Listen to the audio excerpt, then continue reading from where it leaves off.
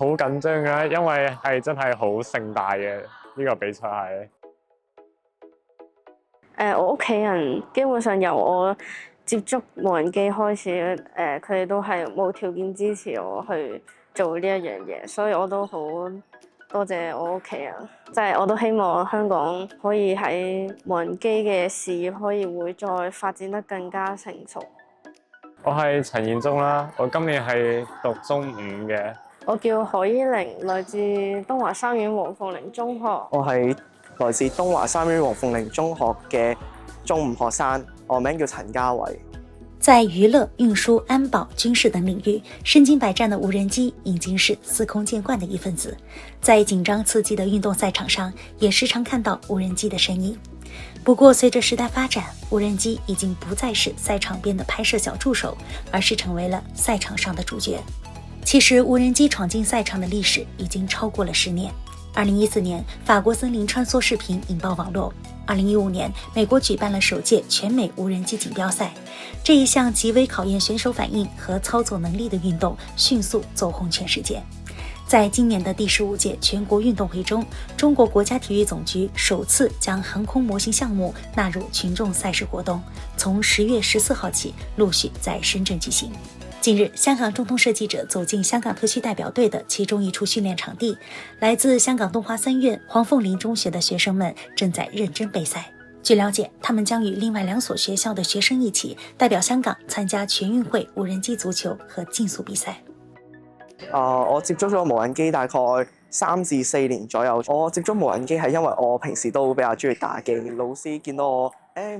每日都有打機啊，就問我話要唔要玩無人機。我接觸咗無人機之後咧，就開始對機械同埋設計類嘅嘢開始有興趣，開始研究緊空氣嘅流動啊，類似嘅嘢咁樣。當日就係有一個預選賽嘅，係好多間學校一齊去比賽。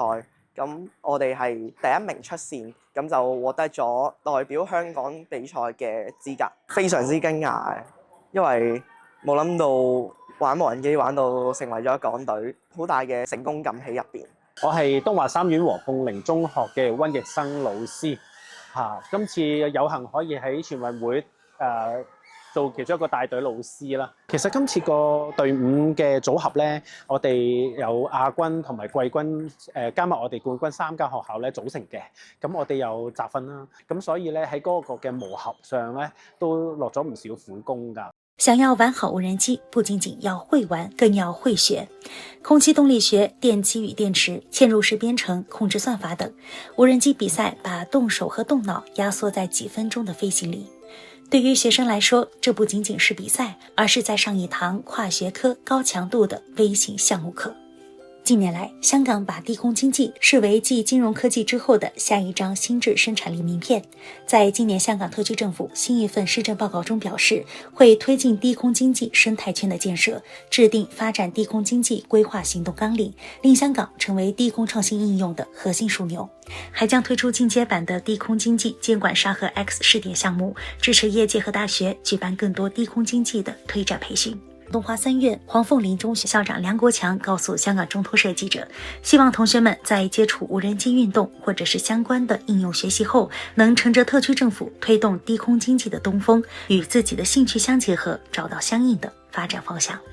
我哋學校不嬲都係好支持學生參加呢個嘅無人機嘅比賽，亦都好重視科技嘅學習啦，同埋 STEM 嘅教育嘅。我哋希望同學透過無人機啲嘅科技嘅發展啦，喺自己嘅路向方面有更加清晰嘅方向啦。因為始終而家政府推動呢個低空經濟咁正正就係話學生可以藉住呢個低空經濟無人機方面嘅發展，攞自己興趣，然之後喺發展自己將來嘅路向。學校嘅無人機隊咧成立咗大約4年到啦。最初咧呢一班同學咧都好細個嘅。咁自從佢嗰陣時仲係一個小朋友嘅樣啦，慢慢長大，而家佢練習咗都有4年啦。咁佢都參加過唔同嘅香港比賽啦，同埋世界賽嘅，中間都獲過唔同嘅獎項啦。香港都攞過唔少嘅冠軍，咁亦都喺世界賽裏面曾經攞最叻嗰次攞到過亞軍添㗎。我哋學校老師都有以身作則，大家一齊去好好地咁樣學習。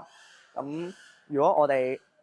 要學嘅嘢，老師會首先去了解咗先，同埋學咗先，之後再多少自己嘅經驗嚟教翻我哋